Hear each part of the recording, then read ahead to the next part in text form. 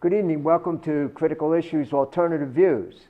My name is Don Cooney, and we have a special edition today. We're privileged to have with us Mr. William Hartung, and I'm going to read you a little bit about his biography. He's here tonight to give a talk, and we'll talk about that in a minute. So, William Hartung is the Director of Arms and Security Project at the Center for International Policy. He's also the Senior Advisor at the Center for Security Assistance Monitoring. He's the author of a recent book called Prophets of War, Lockheed Martin and the Making of the Military-Industrial Complex. Before that, he co-edited a book with Miriam Pemberton called Lessons from Iraq, Avoiding the Next War. And before that, he wrote a book called And Weapons for All, a critique of U.S. arms policies from Nixon to Clinton. Before his time at the Center for International Policy, he was director of the Arms and Security Initiative at the New America Foundation. He was director of Arms Trade Resource Center at the World Policy Institute. Mr. Hartung has written articles in the New York Times, the Washington Post, the LA Times, The Nation magazine, World Policy Journal. He's been featured as an expert on national security issues on 60 Minutes, NBC Nightly News, CNN, Fox, and most recently on WMUK. He does blogs for The Hill and for the Huffington Post. So, William Hartung, thank you so much for being here. We're so glad you're with us. Yes, thanks for having me. Great. So you're going to give a talk tonight at the First Congregational Church downtown. And the title of your talk is Perpetual War, the Massive Human and Economic Costs of the Corporate Grip on the Pentagon Budget. So for me, there are three things in there that I'd like you to talk a little bit about. The first one is the idea of perpetual war. What do you want to talk about with that? Well, first I should say, I don't know what possessed me to take on such a huge topic, but it's too late to go back. So I think, well, perpetual war, to me, if you look at this century alone, we've been at war nonstop since 2001. Yeah. My daughter's 23. We've been in significant conflict since she was in elementary school. And a lot of kids growing up now, that's the only world they've known, is when their country's at war. And we're currently in 7 wars. There's Iraq, there's Syria, there's Afghanistan, there's Pakistan, there's Somalia, there's Yemen. We've got minor forces in the Philippines. So Donald Trump inherited these wars, and who knows what other ones he might start. I mean, he's already ramped up the ones that we're fighting. Yeah. Much more bombing, many more civilian casualties. And of course, he's talking tough to North Korea and Iran. So the question becomes, is this any way to run a foreign policy? To look what it puts our troops through, look how much money it costs, and it hasn't really reduced the threat of terrorism. Yeah, right. A lot of the terrorists that do this stuff, now they're getting propaganda off the internet, they're parked in their living room and they go do something horrific. But whether or not we, hem in Al-Qaeda or ISIS or any of these other groups around the world, it's not necessarily going to make it any harder for somebody to attack Americans here, in our country. So the question then becomes, is this just a waste of money, of resources, and it makes the world more dangerous than makes it safer? Is that? I think so. I mean, I understand the impulse, which is that, since the World Trade Center and the incidents we've had, over the years, people want to do something. They don't want this to happen again. Right. But we're going down the wrong path. And I think it's easier to say, well, we have a strong military. Let's use that tool to solve this problem.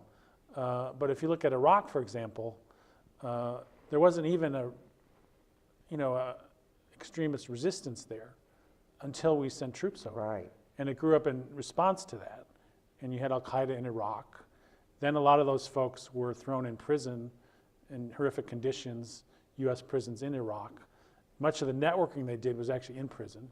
It's sort of like a criminal gang. And then they came out, they started fighting in Syria. Next thing you know, we had ISIS. So it grew out of an organization that was formed in response to our intervention in Iraq. And then the reason they were so successful. They just cruised through northern Iraq.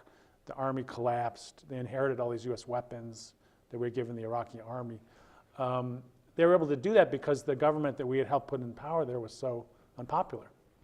It was a Shiite government. It was sectarian. It was attacking Sunni areas. It was throwing Sunni politicians in jail. And a lot of people thought, well, how much worse could it get? At which point they found out how much worse it could get. But so all of that initially was to fight Saddam Hussein, allegedly because he had weapons of mass destruction, which he did not. Then the argument was, well, he's hooked to Al-Qaeda, which he wasn't. And then the result of it all, in addition to the devastation there, the loss of our troops, people coming home with serious wounds and trauma and brain injuries, we didn't even make the place safer. Afghanistan, it's the longest war in U.S. history. Taliban is still quite strong. They're still attacking even places in the capital, bombing hotels, attacking aid agencies. So I think that the least you could say is that it hasn't worked as an anti-terror strategy, and it has cost us huge amounts of money in the process. Wow. Yeah. So you mentioned the human cost in terms of the guys ended up with their brains scrambled and in the hospital and all that kind of thing. We need resources now in this country to deal with poverty, to deal with healthcare, to deal with education, but there's not money for that. The money has to go to the military. So the human and economic costs, what about that? Well, they're enormous. There's a project at Brown University called the Cost of War Project, and they determined that all the costs of our war since September 11th is about $5.6 trillion. Now part of these cuts we've had in recent years are because they're supposed to stick to this 10-year plan to cut spending by $2 trillion compared to what was projected. So that's 1/3 of what we've blown on these wars. So we could have dealt with the deficit and had close to $4 billion left over for infrastructure, for healthcare, for education, for all the other things we desperately need.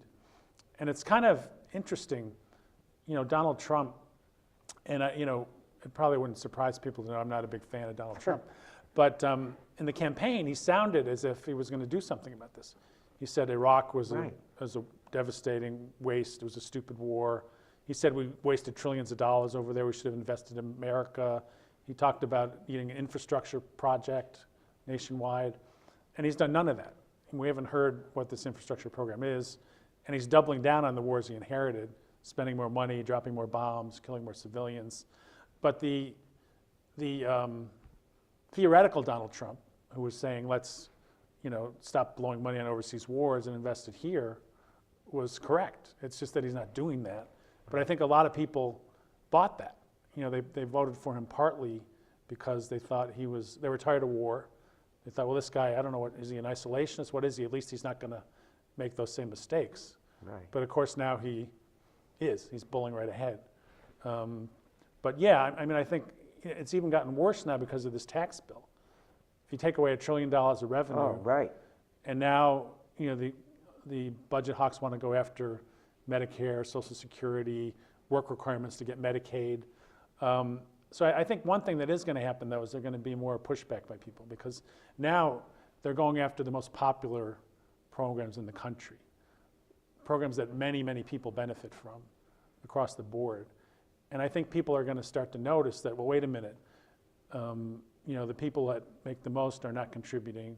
They're getting these huge tax breaks. They're going after not only the Great Society, but even the New Deal, all these things that we built up over many decades to keep people out of poverty and let them have a decent life when they retire and so forth.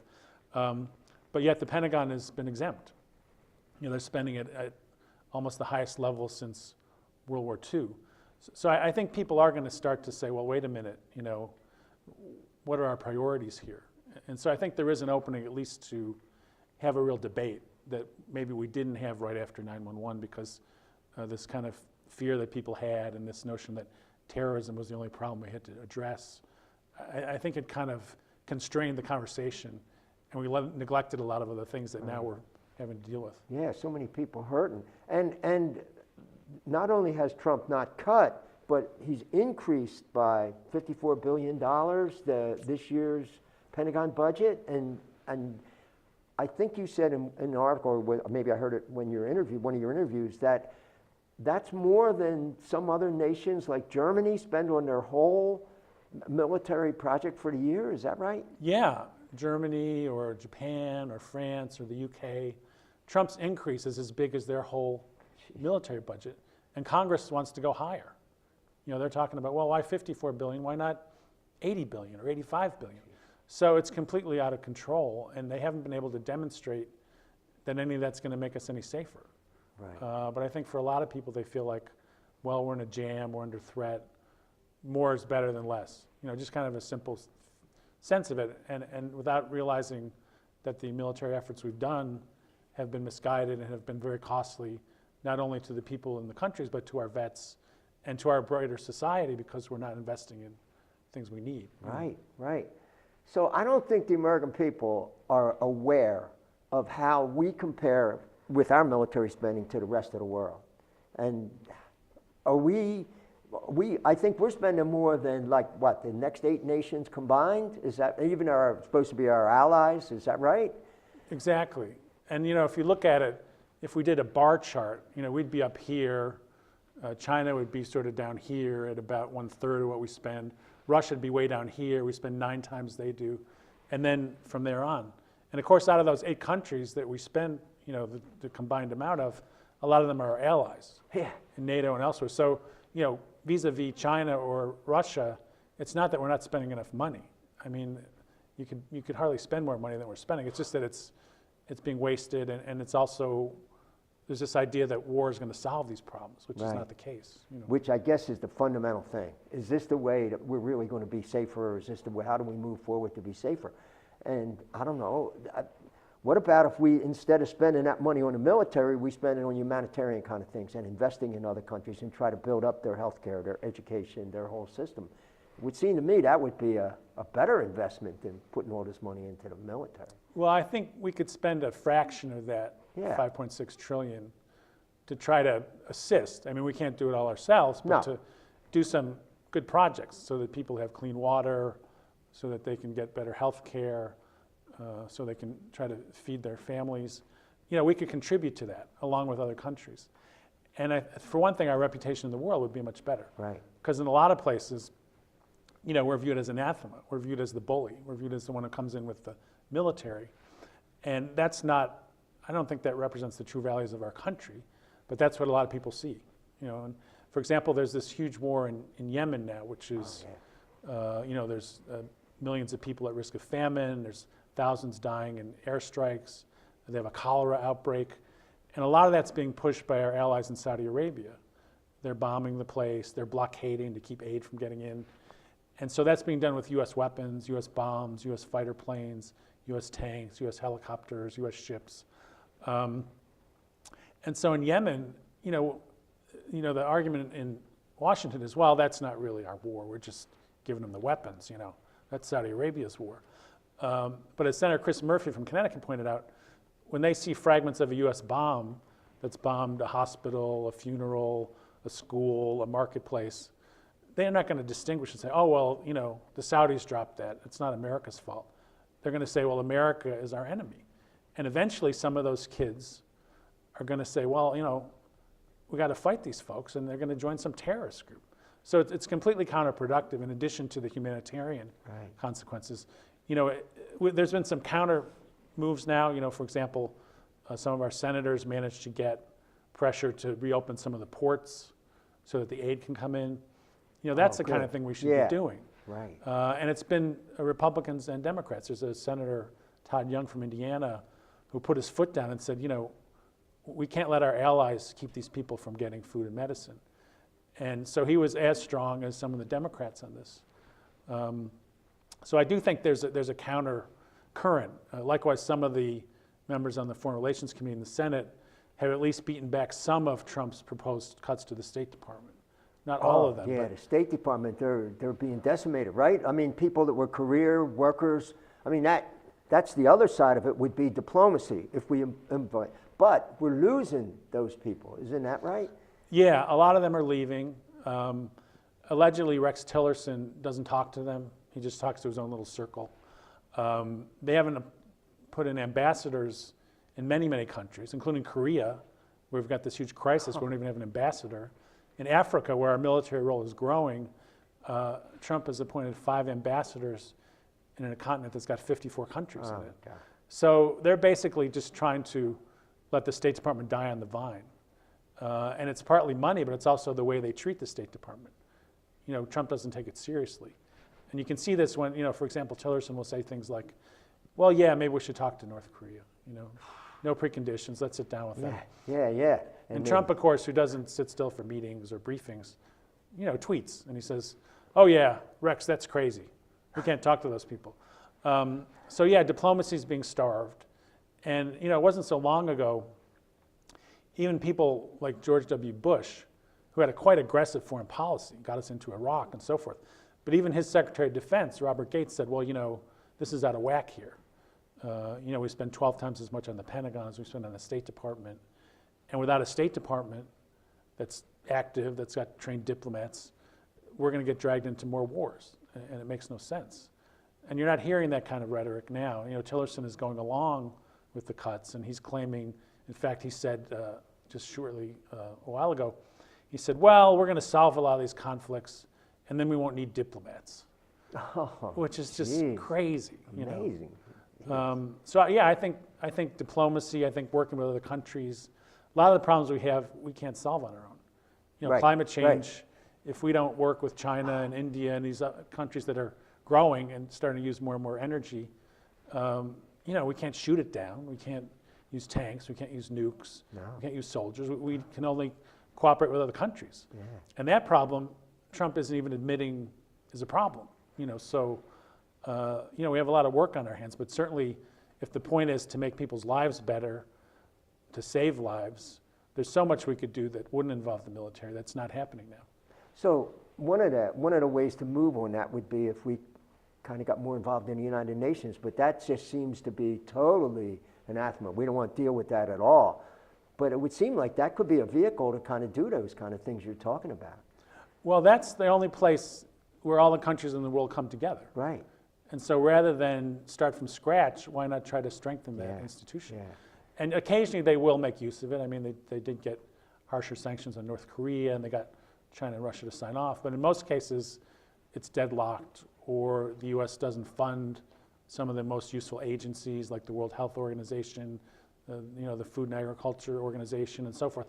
Yeah, I mean, why do it alone? I mean, if we're interested in diplomacy and we're interested in development and we're interested in reducing conflict, whatever the faults of the UN, we should be trying to make it work. Yeah. Not, right. you know, dissing it. And Yeah, no. I mean, our current ambassador, you know, she just uses the UN as a platform to sort of denounce whoever the enemy of the moment is, not to figure out solutions. Right, right. So, yeah, and along that lines, the third thing you're going to be talking about tonight is the corporate grip on the Pentagon budget. And that's really what your book is about, right? Using Yes. Lockheed as a case study. Yes. So, you know, I said before, I guess I was naive. I knew that they had pressure, but I didn't realize what these guys did in terms of trying to sell war, trying to do anything they can to get people to buy weapons. There's no consideration of what's going to be the impact of people of that. No, there's really not. It's really about marketing their product and lobbying the government and helping create this atmosphere of fear that makes people more willing to pony up that money for the Pentagon. Right. You know, the Pentagon budget could go as high as $700 billion this year. And 40 to 50% of that goes straight to companies, straight out the door. So it's to Lockheed Martin and General Dynamics and Northrop Grumman and all these other big companies. Lockheed Martin alone gets 30 to 40 billion a year, which is pushing up close to what we spend on the whole State Department. Oh. Or it's about the budget of 22 states combined.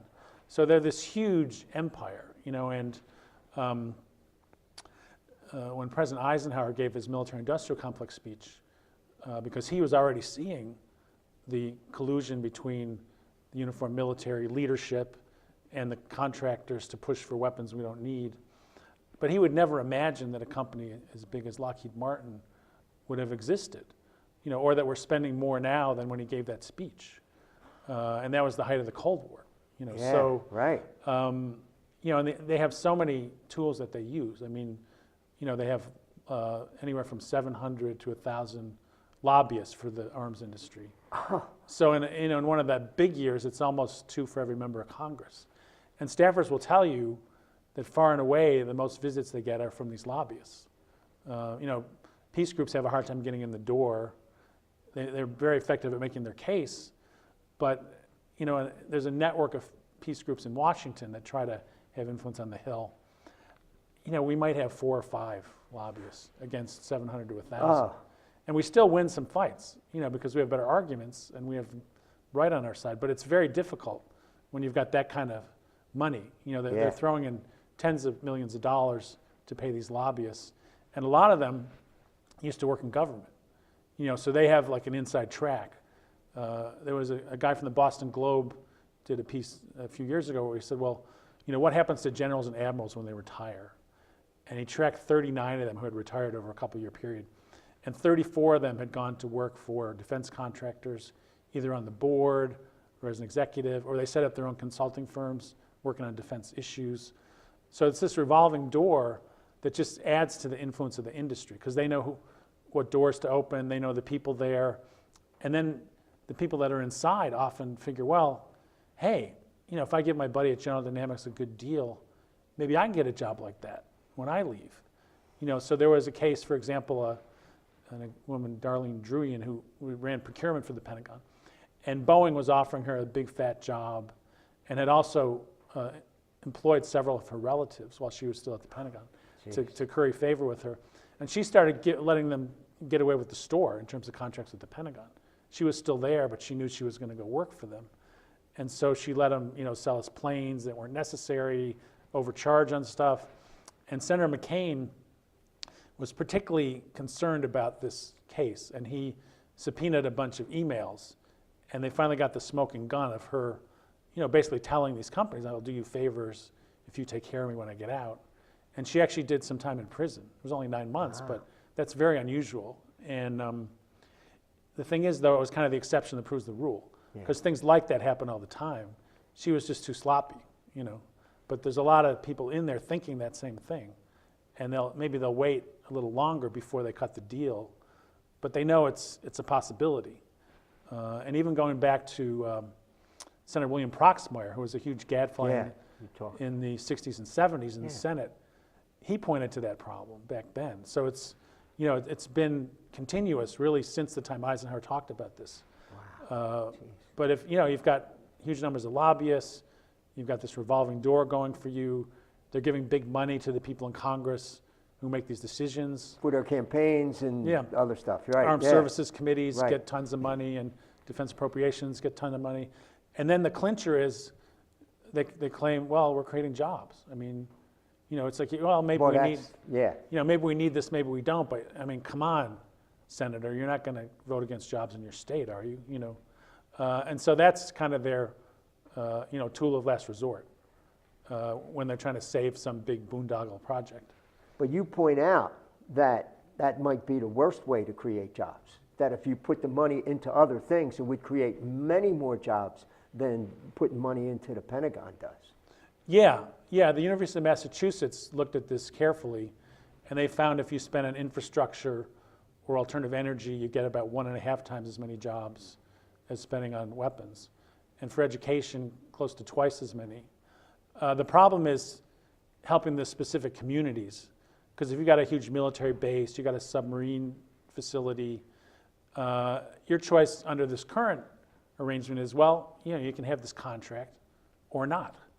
There's no kind of investment. No alternative. In these They're other not giving areas. an alternative, right? If we were investing in infrastructure and alternative energy, and we were retraining folks, then they'd have somewhere to go, and there'd be less resistance to reducing the Pentagon budget. But now, a couple of years ago, the electric boat submarine plant in Connecticut had a little dip, and they were laying off folks. And so guys who are making good money as union welders and things like that were going begging to get a job as a greeter at a casino or something at very marginal amounts of money. Yeah. So if that's allowed to happen, then yes, you've got this built-in support for large Pentagon budgets just because, people need to make a living. These are unionized jobs. They're in manufacturing. There's not a lot of that left. Right. So that's a kind of well, I hate to say trump card, but that's a card that they can play. Yeah. And Trump wants to accelerate that. Right. He wants to sort of make a big deal about, I'm spending more in the Pentagon, there's big jobs here. I'm selling arms overseas, there's big jobs here. This is almost like the only part of his economic plan that he's actually carrying out, because he hasn't done the infrastructure plan. No. So when you're mentioning the arms overseas, we're the leading arms exporter in the world by far, aren't we? Yes. Depending how you slice it, we're certainly about 50% of the weapons 50%. are sold by the U.S. And they were at record levels under Obama, and now Trump wants to increase that. And of course, Trump being Trump, he tends to exaggerate. So he goes to Saudi Arabia and he says, "Oh yeah, I've got a $110 billion weapons deal, biggest ever." And it ends up, a lot of those deals were made under Obama. A lot of them are never going to happen. But even when you shave those off, it's huge amounts of weaponry. Right. And also, some of them are quite damaging. One thing Obama did, finally, to his credit, at the end of his administration, was he cut off sale of bombs to Saudi Arabia, which they were using to bomb those civilians in Yemen. Trump came in, he immediately lifted that suspension. And there was a fight on it in Congress. We got 47 votes against in the Senate, but he pushed it through. And part of it is the Saudis have buttered him up. He went over there, and there was fanfare, and they had a country music concert, and they flashed his face on the side of the hotel he was staying at. And the globe thing. They put their hands over the weird little globe, and basically they called it right. The Saudis said, you flatter this guy, and you can get stuff out of him, and that's pretty much what's happened. And now he's basically backing them at every turn, every stupid move the regime there makes. Trump's right out there tweeting in favor of it, even if it's not in our interests. I mean, if it was up to them, we'd break the deal that limits Iran's nuclear program, and we would attack them. But maybe that's in their interests, probably not, but it's certainly not in our interests. Right. And if you got a president who you can just praise him a little bit and suddenly he's in your corner, that's a dangerous situation. Wow, boy. Yeah, you mentioned in one of your articles about selling them is militarizing the whole world is a huge problem. But even worse, it's who we sell the arms to. We don't look at their policies and what these arms are going to be used for. They don't care. Lockheed and them, they don't care. They just want them to buy the military stuff. Yeah. There was a recent report that found that the majority of the wars in the world have U.S. weapons on one side or the other. And the majority of places we sell to have major human rights problems. So the Saudis are the worst, but in the Philippines, you've got a president who's got death squads gunning people down in the street, and we're selling them guns.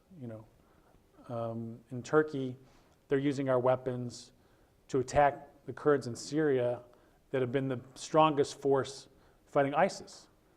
They're on our side. Turkey's supposed to be on our side, and they're bombing these folks with our weapons. So among other things, not only are a lot of these countries really not going to use these to good purposes, but also once you hand them over, you can't predict how you're going to use them. I mean, way back in the 70s when they at least gave Congress a role when talking about arms sales, some of the reasons they did it were, Greece and Turkey were fighting in Cyprus with our weapons on both sides. We had a secret war in Angola that members of Congress didn't know about until they read it in the papers. You had the Shah of Iran, who was throwing his weight around. He was corrupt. He was causing all kinds of problems within his own country and also in the region. And finally, some members of Congress said, well, this is not acceptable. We're the other branch of government. We should at least have a veto power over this. We should be informed when it's happening and so forth.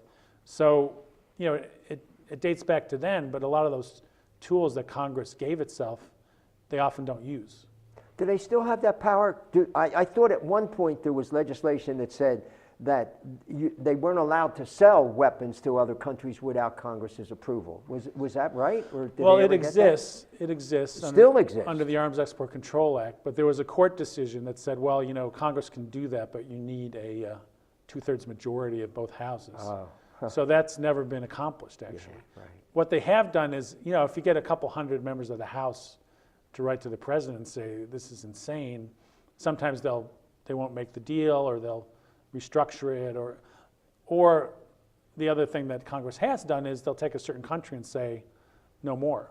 Indonesia's occupying neighboring countries, it's killing its own people. You can't give them military aid anymore. So they can target a specific country, and that's been done in many cases. But actually, a sale where the other country's paying money, they've never been able to use that mechanism to actually block one. So wow. It just goes out the door. Yeah, gee. Boy. So one of the questions I have is about the kind of weapons they sell. Like, okay, going back to the Second World War, there was a huge debate about nuclear weapons. Should we ever use nuclear weapons? Now, that's off the table, right? I mean, of course we should use nuclear. We got to upgrade our nuclear facility. But it seems to me that there's a moral issue right there, because once you drop the nuclear weapons, you kill innocent people, but that doesn't count anymore. Well, there's a lot of strange ideas in Washington, as people might imagine.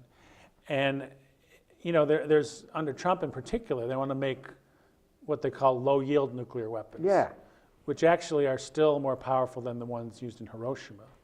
So they're low yield only compared to the other nuclear weapons that we have. And the theory behind it is, these huge ones that can end life as we know it, the other side's not going to believe we'll use them. So it's not going to, dissuade them or convince them not to attack us. But if we have these smaller ones, which they think, they might use those, then they'll back off, But of course, if they're easier to use, they're easier to use. The president might just do that, And sometimes they'll argue, we're not going to nuke anybody, but we need more than everybody else because that'll keep us safe. But even if that was your purpose, if you had about 300 bombs, you could destroy any adversary in the world. We have 4,000, plus a couple other thousand that they haven't taken apart yet. So the idea of building more, there's no defensive benefit to that. It just benefits the companies. And it also benefits these kind of weird, this kind of nuclear priesthood in the Pentagon that thinks we're still in the Cold War. And they spin out all these weird scenarios like, if they strike us, then we can strike them back, and then they'll strike us. And of course, that's a fantasy, because if you unleash a nuclear war, it's over. Even a small number of weapons would create all kinds of climate issues and famine and the radiation effects. So, the idea of piling these things up endlessly and building new, better ways to deliver them, it just makes no sense in terms of making people safer, in terms of security of the world. And of course, how are you going to turn around and tell Iran or North Korea, you can't do that, when you've done it many, many, many times over? Yeah. It's interesting. There was a move at the UN, which passed, to call for a global ban on nuclear weapons. And they got a vast majority of the General Assembly to say, that makes sense. And the only ones who didn't vote for it were the ones who already had the nukes. Yeah. But at least it's become clear now that these people are isolated politically, that the rest of the world doesn't want that.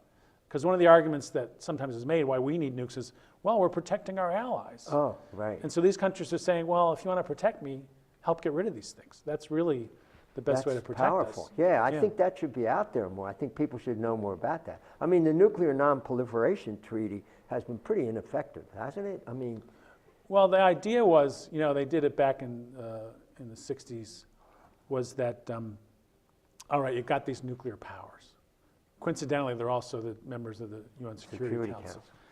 And, so the deal is, all right, all you other countries, you don't get nukes, and we'll eventually get rid of ours. So here we are, 50 years later, they haven't gotten rid of theirs. So other countries are starting to say, what was the deal we made here? Yeah, what's the right. And they'll say, there's an arms control agreement here, there's a reduction there, but they still have this huge destructive power. And so one of the reasons this treaty came into being was because people felt the Non-Proliferation Treaty, that the big powers were not holding up their end of the bargain. And of course, part of that deal was what Eisenhower called the Atoms for Peace program, and a follow-on to that, which was, we'll give you civilian nuclear power, but you have to promise not to turn it into a bomb. But once you have that capability to enrich uranium, then you've given them the foundation to build a bomb. So the whole thing was flawed from the beginning. It was better than not having it, but much better than that would be, to put a real push, on partly on moral grounds, Right. But certainly on the grounds of our survival, that we got to figure out a way to get rid of these things. Yeah. And does it take a decade? Does it take 2 decades? We at least got to start moving in that direction. Yeah, but President Obama, when he was talking about updating and modernizing our nuclear, it was going the opposite direction, right? Yeah, I think basically the Pentagon sort of had him in their pocket, because when he came in, he gave a speech in Prague where he said, we should get rid of nuclear weapons. And he got the Nobel Peace Prize for saying that. And then he let this huge buildup go ahead anyway. He still had some ways that he was better than Obama. He did negotiate, an arms control agreement with Russia. He did help negotiate the Iran nuclear deal that's limited their nuclear weapons. Yeah. And at least in his statements about nuclear policy, he was sort of moving away from the idea that we should ever contemplate using these things except to retaliate for a nuclear attack on us. So the areas where he actually was good on this are the areas that Trump is attacking. He's attacking the nuclear deal. He's talking about usable nuclear weapons. Yeah. And he wants to go faster. There's this plan to spend $1.7 trillion over 30 years to build new submarines, new missiles, new bombers, new warheads. And Trump's like, well, let's get going on this. Let's accelerate it. And there was this incident that's kind of infamous where he likes charts and photos. He doesn't like reading. So they brought him this chart that showed the world nuclear weapon stockpile since the 60s. And they've come down quite a bit. Still enough to destroy the world, but there were 70,000. Now there's under 20,000. And his immediate reaction was, we need more. Why is it going down? We should have 10 times as many. And this was the meeting where Tillerson came out and muttered under his breath that Trump was a moron. Okay, it was in response to that statement. And even the people who run the nuclear weapons complex said, well, we could never do that. We don't have enough factories, we don't have enough engineers. It was completely Trump's fantasy of, wanting more toys. This whole thing about, well, I have a bigger button than you do. Yeah, right. It's all very kind of simplistic. And dangerous, very dangerous. I mean, I remember when he was elected, one of the terrible things, I remember David Brooks writing an article in the Times saying, what I'm afraid mostly about is incompetence. And that's what scares me about this guy. I mean, he has the power to do this stuff, right? And God help us if he did. I mean, in our system, the only person, he can just decide on his own. If he says, let's launch a nuclear weapon, nobody's supposed to say otherwise. Now, there were cases like under Nixon when he was really out there and he was drunk in the White House and he was losing it, that the Secretary of Defense said, well, if he tells you to launch the nuclear, let me know, talk to me. But that was basically an act of civil disobedience. It wasn't actually the way the system works. So there's people in Congress who've been trying to push things like no first strike against North Korea. You've got to consult Congress before you launch a first strike and so forth. But with Trump in power, even if we could pass these things, who says he's going to listen? Yeah. But at least they're putting the issue on the agenda and saying, how can you have a system where one person has the power to end life on Earth, or certainly life as we know it? Right. Wow. So some of these other weapons scared the life out of me too. What about these cluster bomb things? I mean, most of the rest of the world has signed a treaty saying, no, we're not going to manufacture or sell any of these cluster bombs, but we're manufacturing and then we're selling them. Is that legal? Did we pass any legislation to stop that? No, it's still allowed. There's less of it than there was, but U.S. cluster bombs were used in Yemen, for example, by the Saudis. They were ones that we had sold them some years ago, but then they're in their arsenal, and like any other weapon, once they've got it, they're not going to listen to us necessarily about how they use it. And the problem with these bombs is they have little bomblets within that can kill people over a wide area. And then once they're done, some of these little bomblets don't go off. And they're relatively small. They're like the size of maybe a soda can. And you've had situations, and sometimes they're brightly colored, like yellow or whatever. You've had situations where kids find these in these countries where they've been used, they pick it up and their arm gets blown off. or you've got areas where they can't do agriculture because it's all like a minefield with all these unexploded bomblets from the cluster munitions. So, there's nothing to stop. No restriction. We don't have any, but there is a treaty. We haven't right? signed up to the treaty. We haven't signed up for the treaty. And we should. Yeah. I mean, like you said in your book, that one of those cluster bombs can cover 3 football fields, right? I mean, and then, wow, just spread them out there, indiscriminate, anybody that's around there, they're done. Yeah, the idea that you could somehow keep from hurting civilians using that kind of weapon is pretty much impossible. Yeah, wow, jeez. So President Trump is in Davos today, and he says he wants to get other countries to buy more from the United States. I'm sure what he's talking about is buy more. He's talking about weapons, right? I mean, that would seem like that's what we want to sell them. Well, it's one of our biggest exports. I mean, there's airliners, there's some tech equipment, but a lot of the other areas we're falling behind in because we're investing in the military. A colleague of mine did a report, and there's this huge market now for environmental technology because a lot of the world, unlike Donald Trump, believes in climate change, wants to do something about it. So if you have a technology that can, reduce carbon emissions or alternative ways to, run your car or any number of things that reduce the kind of pollution that comes out of our manufacturing system, there's a big market for that. It's actually much bigger even than the market for weapons. Wow. And we're not even in the game because we're putting all our research and development money into weapons. Meanwhile, China is cleaning up. Some of the solar stuff we do here is from China because they're putting money into their alternative energy system and they have no choice. There are people going to choke to death if they don't do that. So back to the jobs question, there's these whole big markets that we could enter, but Donald Trump doesn't believe climate change is a problem. He wants to bring back coal. He's completely taken us out of that whole game, which is, if we survive, is going to be the industry of the future. Yeah, and then just this week he put a tariff on stuff coming from China with regard to solar panels and stuff, right? Which will slow that whole industry down, I guess, in the United States. Yeah, even here. Because the one thing about solar and energy efficiency and so forth is the actual work to put it in cannot be outsourced. You got to do it here. Right. And so there's jobs for folks here doing that. But if he makes it harder to get the raw materials that they need to do it, then even that area, which has promise, will take a hit. And it's been getting cheaper to buy that kind of stuff. The technology, I guess, is more widespread now, but he's putting the brakes on that kind of stuff with that kind of an action.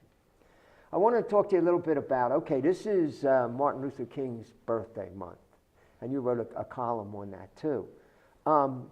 So at the end of his life, Dr. King was talking about the 3 evils that we have to go against: racism, poverty, and militarism. And the speech that he gave on April the 4th, 1967 at the church in New York, he could have given that yesterday, right? What he was talking about there, yeah. There was one sentence in there that really I wanted to focus on a little bit. He says, "A nation that continues year after year to spend more money on military than on the programs of social uplift is approaching spiritual death." I think that's such a powerful statement, and I think it's where we are today. Well, it's interesting because, in Eisenhower's military-industrial complex speech, he talks about not just the economic effects of the military-industrial complex, but the political effects, and he says it even has a spiritual effect. And everybody was wondering exactly what he was getting at, but this King quote kind of, elaborates on that idea, which is, your priorities, your budget is a moral document. Right. The priorities you set sort of say what you believe is almost our purpose in life, as a country and as individuals. So I think King was on target. And now there's an attempt to revive that movement by Reverend William Barber, who was very active in the Moral Mondays movement in North Carolina, pushing back some of the more regressive policies there. And so he's been speaking around the country, and I believe he's going to be in Lansing soon, in a few weeks. And he's taking those King principles, racism, poverty, fighting the war economy, and he's adding the environmental issue, which is so urgent now. And they're going to do like the full launch of the campaign later this year, probably not too long after the date, what'll be the 50th anniversary of the assassination of Martin Luther King.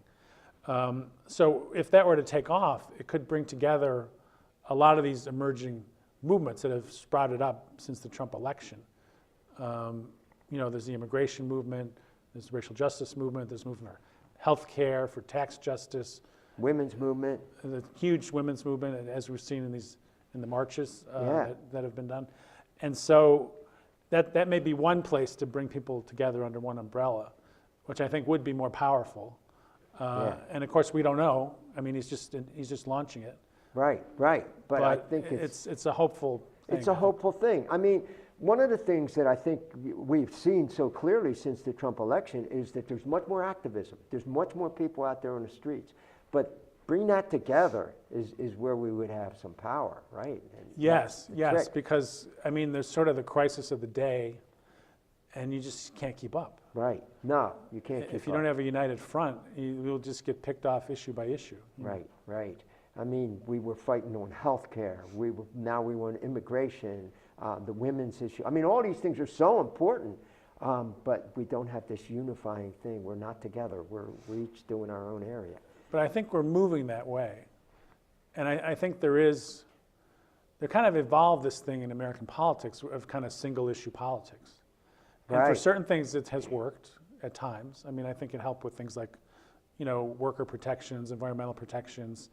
But now when we're under assault on so many fronts, the more we can work together, the better.